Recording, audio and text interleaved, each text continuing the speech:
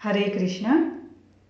మీరు మీ జీవితంలో ఒత్తిడి, అంతులేని అయోమయం లేదా ఎంత ప్రయత్నించినా అపజయాలు ఎదుర్కొంటున్నారా?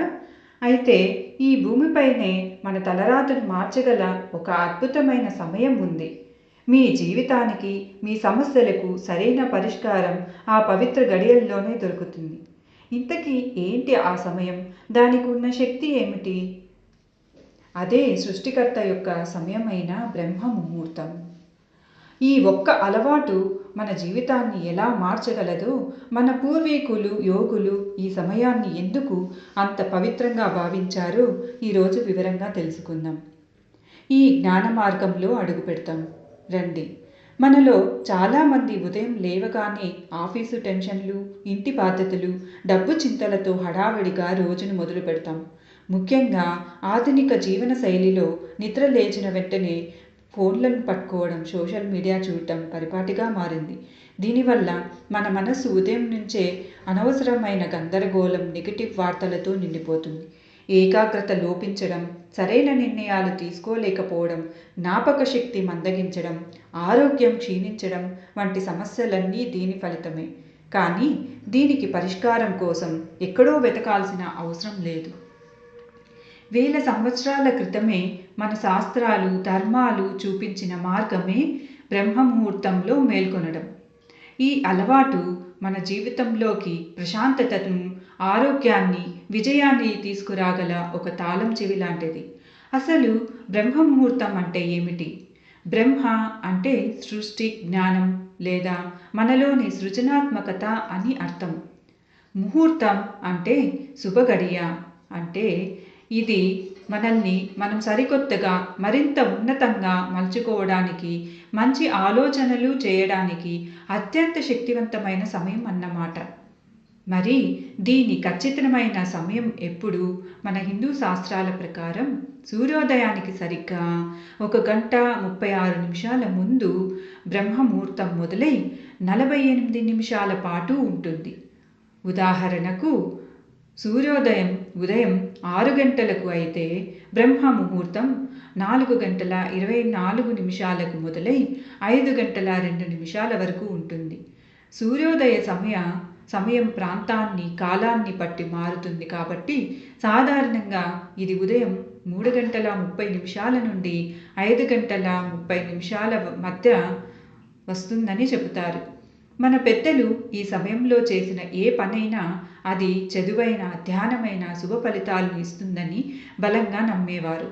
ఈ ముహూర్తం యొక్క విశిష్టతను వివరించే ఒక పురాణ గాథ ఉంది. వాల్మీకి మహర్షి రచించిన రామాయణంలో ఒక అద్భుతమైన సంఘటనను పండితులు ఉదాహరిస్తారు. మన ఆంజనేయ స్వామి సీతాదేవిని వెతకడానికి లంకకు వెళ్ళినప్పుడు ఆయన అశోకవనంలోకి ప్రవేశించింది సరిగ్గా ఈ బ్రహ్మముహూర్త సమయంలోనేనట. ఆ ప్రశాంతమైన, పవిత్రమైన గడియలోనే ఆయన సీతమ్మ తల్లిని దర్శించుకోగలిగారు, తన దుఃఖాన్ని తొలగించగలిగారు. అంతటి క్లిష్టమైన పరిస్థితుల్లో కూడా హనుమంతుడు తన కార్యాన్ని విజయవంతంగా పూర్తి చేయడానికి ఈ సమయం యొక్క సానుకూల శక్తి దోహదపడిందని నమ్ముతారు. అందుకే బ్రహ్మముహూర్తంలో మొదలుపెట్టే ఏ పనైనా ఎంత కష్టమైనదైనా విజయాన్ని సాధిస్తుంది అనడానికి ఇది ఒక గొప్ప ఉదాహరణగా నిలిచింది. అసలు ఈ సమయానికి ఎందుకింత శక్తి? దీని వెనుక 3 ముఖ్యమైన రహస్యాలు దాగి ఉన్నాయి. మొదటిది ఆధ్యాత్మిక శక్తి. ఈ సమయంలో వాతావరణం అత్యంత ప్రశాంతంగా ఉంటుంది. విశ్వంలోని సానుకూల శక్తి భూమిపై బలంగా ప్రసరిస్తుంది. మన మహర్షులు, యోగులు ఈ సమయంలోనే తపస్సు చేసేవారు. అందుకే ఈ సమయంలో చేసే ధ్యానం, జపం, ప్రార్థనలు నేరుగా భగవంతునికి చేరుతాయని, మనసు సులభంగా ఏకాగ్రతను సాధిస్తుందని శాస్త్రాలు చెబుతున్నాయి.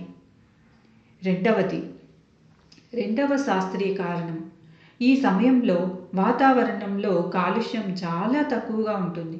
ముఖ్యంగా స్వచ్ఛమైన ఆక్సిజన్ మరియు ప్రాణశక్తికి మూలమైన ఓజోన్ గాలిలో ఎక్కువగా ఉంటుంది.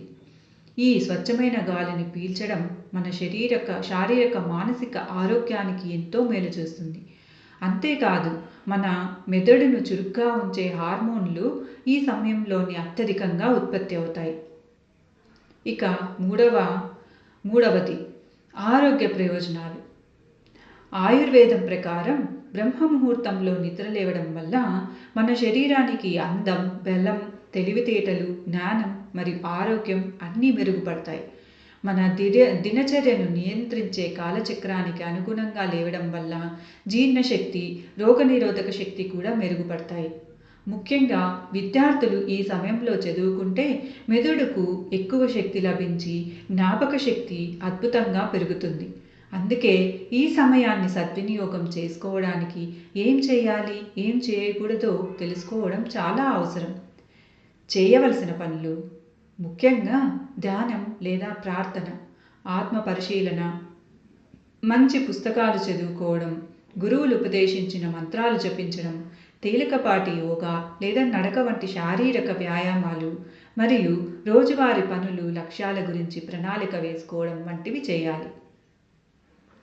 ఇక చేయకూడని పనులు ఆయుర్వేదం ప్రకారం జీర్ణ వ్యవస్థ పూర్తి స్థాయిలో పనిచేయదు కాబట్టి ఆహారం తినడం మంచిది కాదు. అలాగే ఈ పవిత్ర సమయంలో చెడు ఆలోచనలు, ఇతరులను నిందించడం లేదా వాదనలు పెట్టుకోవడం చేయకూడదు. ముఖ్యంగా మన ప్రశాంతతను దెబ్బతీసే మొబైల్ ఫోన్లు, టీవీలు వంటి ఎలక్ట్రానిక్ పరికరాలకు దూరంగా ఉండడం ఉత్తమం. బ్రహ్మ ముహూర్తం అనేది కేవలం నిద్ర లేచే సమయం కాదు. అది మన తలరాతను మనమే రాసుకునే అద్భుతమైన అవకాశం. ఇది మన శరీరాన్ని, మన మనస్సును మరియు ఆత్మను శుద్ధి చేసి మనల్ని విజయపదంలో నడిపించే ఒక అమృత గడియ. మీరు కూడా మీ జీవితంలో ఒక గొప్ప సానుకూల మార్పును, విజయాన్ని, ప్రశాంతతను కోరుకుంటున్నట్లయితే రాబోయే 21 రోజులు దీన్ని ఒక ఛాలెంజ్గా తీసుకోండి. బ్రహ్మముహూర్తంలో లేవడానికి ప్రయత్నించండి.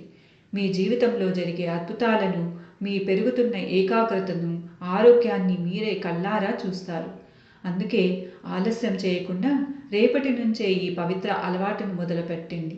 బ్రాహ్మే ముహూర్తేయా నిద్రసా పుణ్యక్షయకారిణీ తత్రాపి జాగరేణ స్యాత్ యోగి యోగం మవాప్నుయాత్. దీని అర్థం ఏమిటంటే బ్రహ్మముహూర్తంలో చేసే నిద్ర పుణ్యాన్ని క్షీణింపచేస్తుంది.